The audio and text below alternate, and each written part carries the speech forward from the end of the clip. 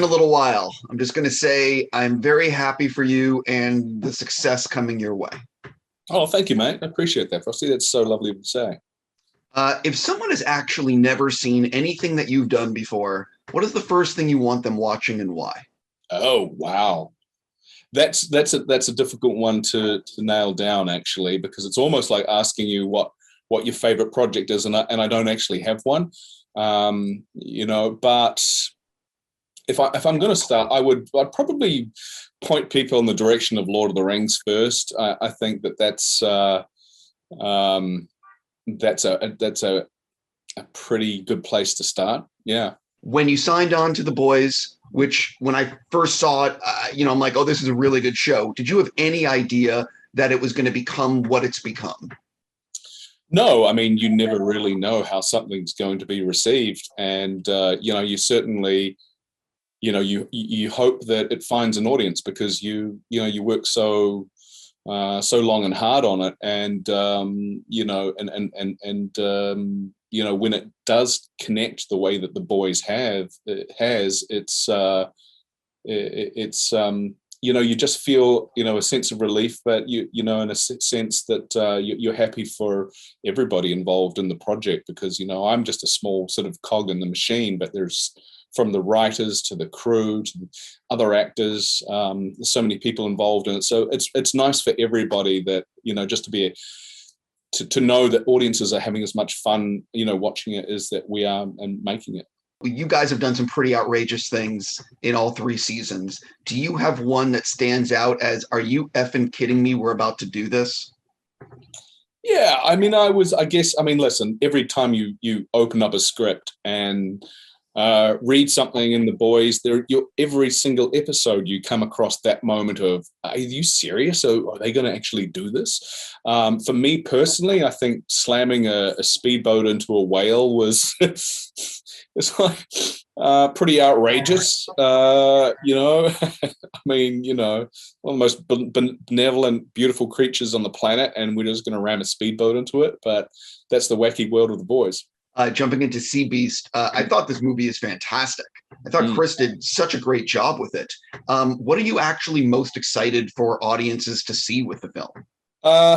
Listen, I'm most excited for audiences just to see this film, period. I think it's a rather special and unique film. I really think that the Sea Beast really pushes the boundaries of animation. I've never seen anything as texturally rich in the world of animation as the Sea Beast. Beyond that, I think that the characters in the story are really endearing. What I responded to was the story of this monster hunter, who's sort of tough, brawny monster hunter called Jacob Holland, who sort of comes into contact with this young stowaway, and through the course of their adventures, comes to rethink everything that he believes about the world. And to me, that's a pretty sort of interesting and thought-provoking concept, that you can never be too stuck in your ways if you get presented with new information that you should be open to the paradigm shift. I think that's pretty cool. Yeah, it also it speaks to a lot of stuff going on in our world today with that aspect of the film. But what do you think would surprise people to learn about being the main character in an animated movie, and what goes on behind the scenes?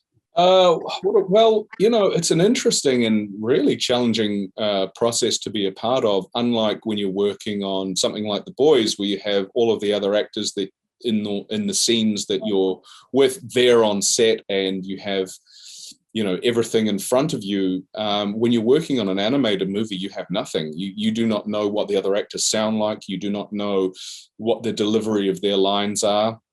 And ostensibly, you're working in a vacuum. And, I was very fortunate to be working with Chris Williams, our director, on this. And he would read all the other characters' lines, and he would describe the scene. And sometimes I would get like a previs of what the scene was, which helped. But for the most part, it's, a huge sort of leap in your imagination to create that world and put yourself in the moment.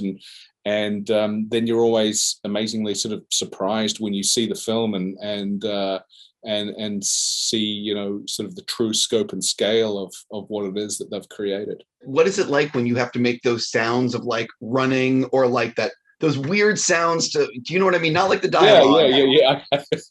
I got to confess, I hate doing that. All the little grunts and groans and you know, and it feels really ridiculous when you're in the booth and it's like, okay, now we're going to do efforts, and you're just like, oh, please, you know, you've been in the sound booth for 4 hours, and then the last thing you do is like half an hour of efforts. But you know, I'd rather it be organic and come from me than somebody else do it.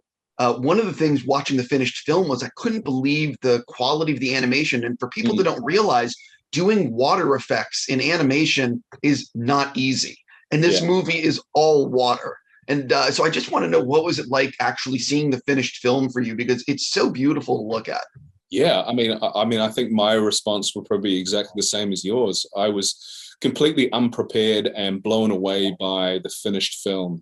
I think the Sea Beast really, you know, pushes the boundaries of animated movies, and it's texturally so rich. You know, there's the detail of the individual grains of sand, or as you said, the sort of the reflection and the way the light plays off the water. It's a beautiful film, and you know, and it's got a lot of heart, and it's just good epic family fun. I think there's something in it for everybody. For sure. Also, it has a crazy amount of action that's really well choreographed and shot. You know, this isn't, I mean, I just can't say enough about how great of a job Chris did.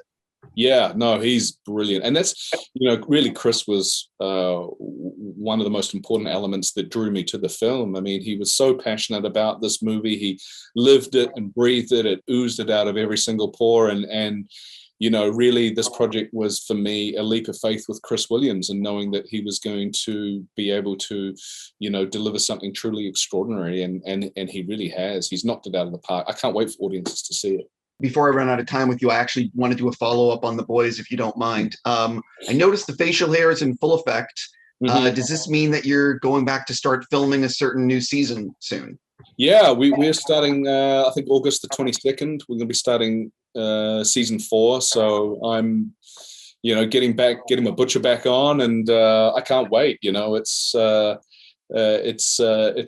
fun gang to play with. You know, we work hard and play hard, and I can't wait to see where they take the characters from where we leave them at the end of the season. Yeah, I've seen the whole season 3, and I cannot wait for the next season. Does Eric tell you in advance? Like, how early does Eric or anyone involved in the production actually tell you about what's coming in the next season? Well, what are we now? We're about 2 months away from filming, and I have no idea. So that'll tell you something. But they're not too far away. I mean, I expect that, you know, I'm actually be seeing Crip next week, and I expect conversations will start to happen about, you know, what he's got in store. And I like to give them the respect of being able to do their writing process and not be harassed by actors going, what are we doing? But I can't wait. You know, they always come up with insane stuff. So yeah, it's going to be fun.